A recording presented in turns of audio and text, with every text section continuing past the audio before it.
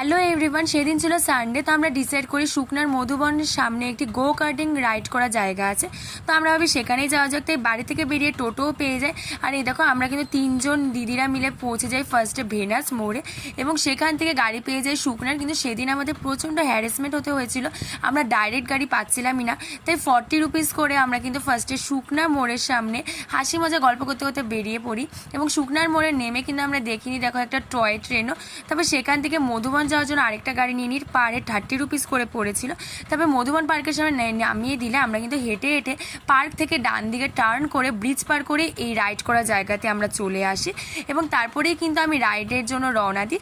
আর per head 50 rupees করে, মানে ticket শুরু হয় 50 করে, যতটা তুমি রাউন্ড দিবে 50 করে পড়বে। আমি যেহেতু দুটো রাউন্ড দিয়েছিলাম তাই আমার 100 পড়েছিল। তোমরাও চাইলে আসতে পারো, ভালোই মজা লাগবে। তো ভিডিওটি ভালো লাগলে লাইক অ্যান্ড সাবস্ক্রাইব করে দিও। দেখা হচ্ছে নেক্সট ভিডিওতে, ততক্ষণের জন্য টাটা।